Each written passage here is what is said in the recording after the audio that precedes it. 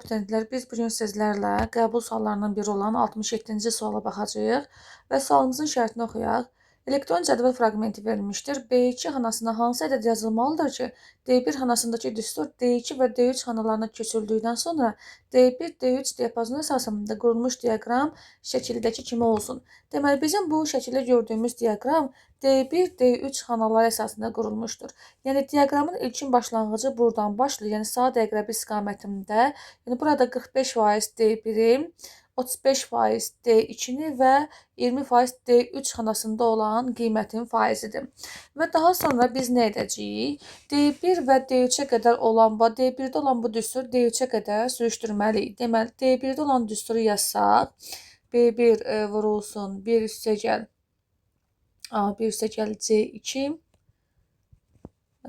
D2-də olan, D2-yə biz düstur köçürdüyümüz zaman B olduğu kimi qalır, 1 olacaq 2, 1 də olduğu kimi qalacaq, A olduğu kimi qalır və onun yanındakı 1 qiyməti 2 olur, C olduğu kimi qalır və sətrə düşdüyü üçün, yəni burada rəqəmlər sadəcə dəyişir. Bunu yəqin ki, bilirik.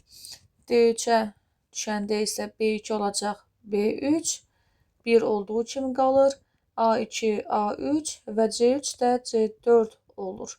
İndi isə gəlin bu D1, D2 və D3 xanalarında olan düsturun qiymətini tapaq. Deməli, baxırıq ki, A1, C2 nədir? A1 30-dur, C2 50-dir. Deməli, 80-i 100-ə bölürük ilk öncə. 80 tapırıq mötərizənin daxilini.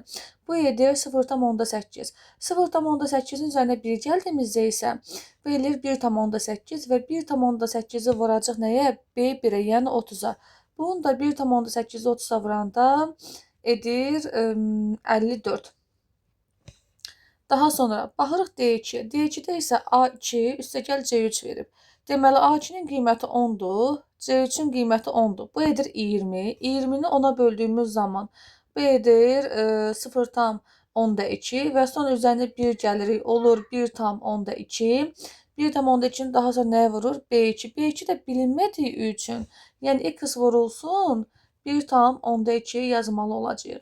Daha sonra D3-ə baxırıq. D3-də A3, C4 verib. A3 40-dır, C4 20-dir. Bu edir 60. 60-ı 100-ə böləndə edir 0,6 və üzərinə 1 gəlir 1,6 və 1,6-nı B3-ə vurur.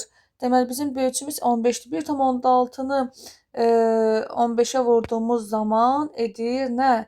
24. Deməli, biz D1, D2 və D3 xanalarının qiymətini tapmış olduq və baxırıq ki, burada 54-45%, daha sonra x vurulsun 1,2 35% və 24 20%-dən verilir və biz də buradan nə edə bilərik? Faizi belə taparıq, yəni daha doğrusu bütöv ədədi belə tapırıq. Deməli, 54-ü vururuq 100-ə, bütöv qiymət tapmaq üçün bölürük 45-ə. Bunları da vurduğumuz zaman nə edir? 120. Deməli, bizim bütöv qiymətimiz 120-dirsə, 35% necə tapacağıq onda? 120-ni vururuq 35-ə, bölürük 100-ə. Bu da bizə verəcək nə?